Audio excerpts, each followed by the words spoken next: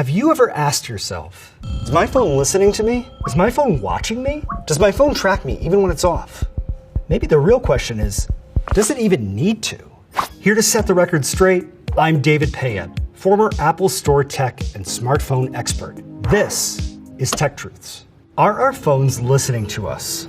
The simple answer is yes, but not in the way you would expect. If you want to rest easy, the amount of battery life our phones would use if they listened to everything you said all the time would drain its battery very fast. Let's use this iPhone 14 Pro as an example. In the case of Hey Siri, the first sounds it listens for is not hey. It isn't transcribing your words or entire sentences. It's not nearly powerful enough for that. Instead, it's listening for a specific sequence of sounds, which is called an acoustic model. The takeaway is that your phone is absolutely listening to you, but it can only recognize one thing. Hey Siri, kind of like my cats, whenever I say food. The phone's main processor is a lot more powerful than its always-on processor, but that power comes at a cost, battery life. So it's the always-on processor that always listens for trigger sounds. When the always-on processor hears an S sound, it triggers a kind of built-in checklist. Was the S preceded by a high front vowel, like A? Was it followed by another front vowel, like E? If all the boxes get checked, the always-on processor wakes up the A16 Bionic for help. Now that the phone's main processor is involved, the possibilities for analyzing your voice are endless. Of these four companies, Apple's privacy policy for Siri is by far the clearest and the safest, at least in terms of your personal privacy. So what can you do to protect your privacy as much as possible? If you go to the Settings app on your phone and disable Hey Siri, Hey Google, or Hi Bixby, then none of this happens at all. Are our phones watching us? No.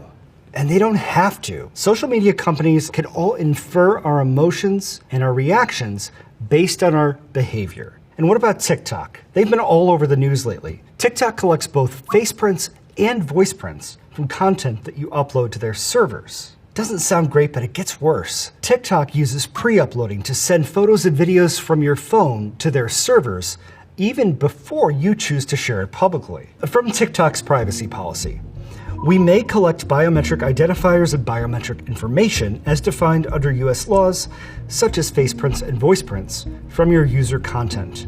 Where required by law, we will seek any required permissions from you prior to any such collection. They'll ask our permission to do it, but only if they're legally required to. That doesn't exactly make me feel better. Do our phones track us even when they're off? There's no right or wrong answer to this one. Does your phone ever really turn? Do our phones ever really turn all the way off? The answer to that question is no. The always-on processor stays running in the background even when your phone's operating system isn't. But that doesn't necessarily mean you can be tracked. On iPhones, Find My works even when your phone is powered off. But it's not your phone that's tracking you. All of the other Apple devices that are part of the Find My network can locate your device and report its location to Apple servers. Androids are a different story.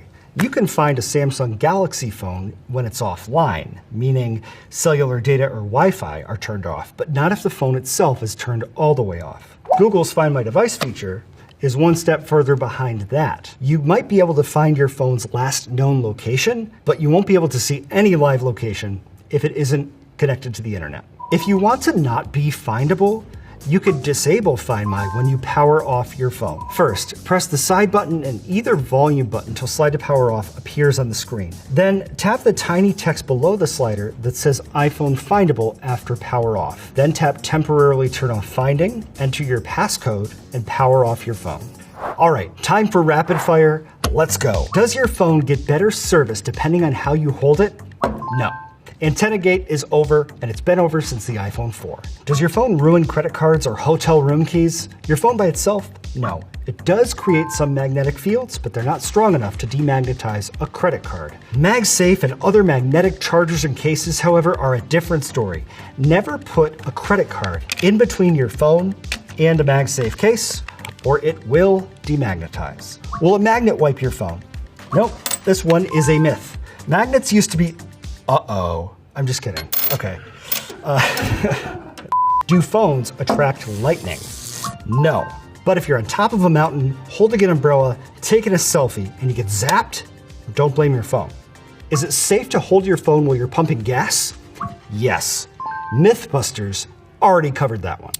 Can your phone be hacked on public Wi-Fi or by plugging it into random USB chargers? Yes, but in different ways. Public Wi-Fi networks are often unsecured, meaning that any device that's also connected to it may be able to intercept your data or see what websites you're visiting using an attack called a man-in-the-middle attack. Plugging your phone into public USB chargers isn't a good idea either, but phone manufacturers have been making it easier to protect against this kind of hack. The reason public chargers are so dangerous is that your phone's charging port is also used for data transfers. You might see a charging port, but a tiny computer might be lurking beneath the surface. On iPhones, a Trust This Device pop-up appears whenever you plug it into a device that tries to access data on your phone. On Androids, I told you. On Androids, the pop-up might say something else, like enable USB file transfer. That pop-up never happens when you plug your phone into a charger that's just a charger. If you see that kind of pop-up when you plug in your phone, don't trust it and find another charger right away. Is airplane mode really necessary? In theory, radio frequency interference from cell phones could affect certain airplane systems. In practice, it's not just improbable, it's likely impossible. There are a few reasons for this. First, airplane systems in modern planes are hardened against RFI. There has never been an airplane crash due to cell phone interference. I've always thought the real reason for airplane mode wasn't about safety, it's about wireless carriers. As we travel, our cell phones get handed off from tower to tower to tower. If you have airplanes full of hundreds of phones zipping by these towers at hundreds of miles an hour, that's a lot of handing off for cell phone carriers to do. The European Union recently made the decision to allow 5G on their planes, along with previous mobile technology generations like 4G. So this means airplane mode is about to become a thing of the past, at least in the EU. What about flights in the US, you ask? Not a peep from the FAA so far. Airplane mode isn't going anywhere yet. Does dark mode actually help your eyesight? I'm not a doctor, but my opinion is yes, in certain circumstances, and especially since OLED displays became mainstream. Maybe you're thinking, okay, nerd, why is OLED or organic light emitting diode such a big deal? It's easiest if I show you. Both these phones are showing an image of some white text on a black background, but one of the backgrounds isn't really black, is it? It's more of a glowing blue. The big deal with OLED is that instead of your phone's backlight lighting up the entire screen, now the black pixels are just off. Not only does it increase contrast and make your phone easier to look at, no backlight means longer battery life. Dark mode on OLED displays helps your eyesight more than dark mode on older LCD screens. Is planned obsolescence real?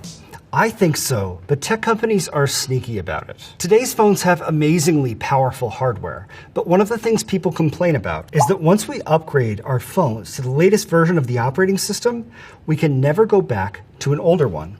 And the result is that over time, new features mean our phones get slower. Usually, iPhones support about 5 years of the latest versions of iOS. For instance, iOS 16, which came out in September 2022, is supported on phones as old as the iPhone 10 and the iPhone 8, both of which were released in 2017. Androids, however, are a different story. Whether or not you can downgrade the software on your Android phone depends entirely on the phone manufacturer and model of phone you have. Whether or not you should downgrade your Android is a different story. You could expose your phone to a software vulnerability that had been patched, or void your warranty. So how often should we be updating our phones? My advice is to always update to the latest version of the operating system, unless your phone is the oldest model supported by the newest operating system. How waterproof are our phones really? Basically, phones are about as water resistant as they need to be. Apple and Samsung love to talk about various phones'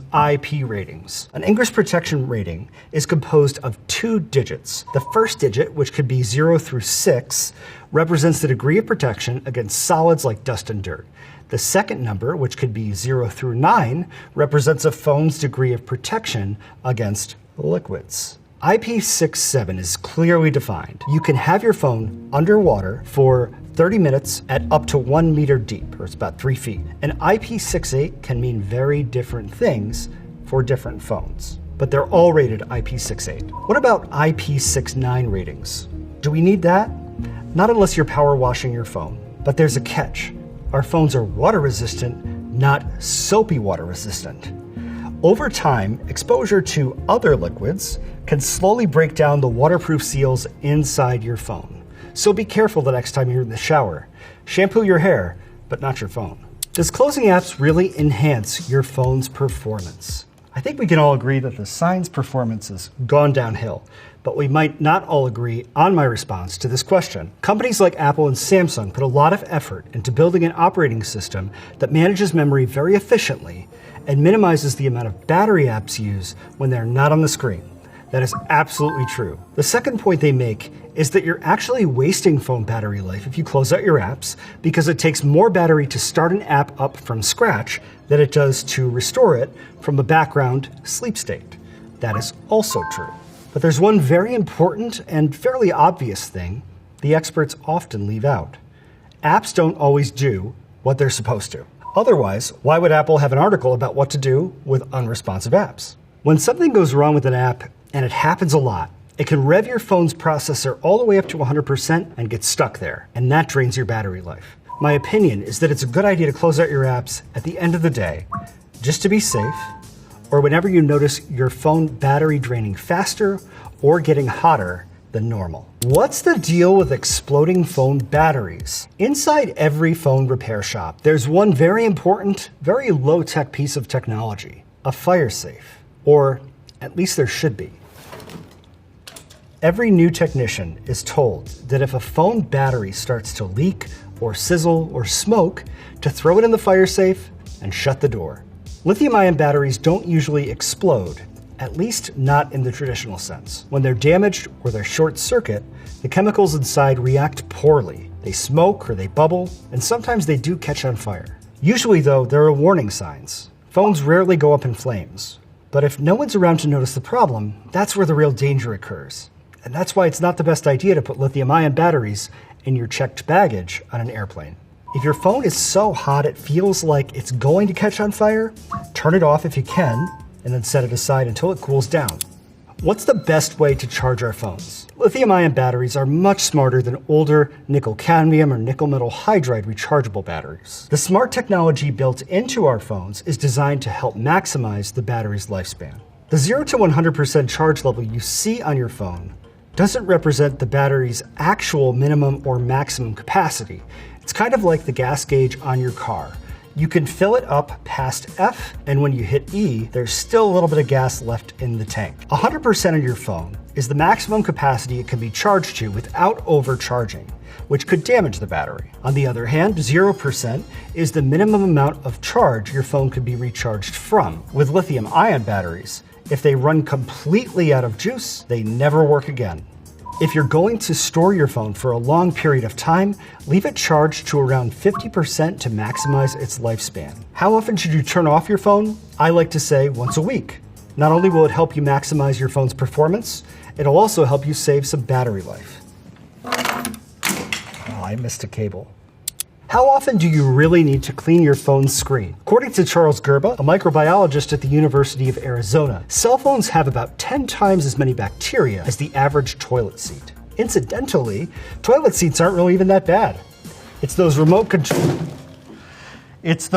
controls and doorknobs you need to watch out for. Scientists say it's not our germs that get us sick, it's other people's germs. So I think the answer to how often you should clean your phone depends on how often you're handing it to other people. If you're going to visit your grandparents to show them photos, it might be a good idea to sanitize your phone first. While we may never know everything going on behind the scenes of the world of tech, with a little digging, there's a lot of intriguing and alarming information to discover.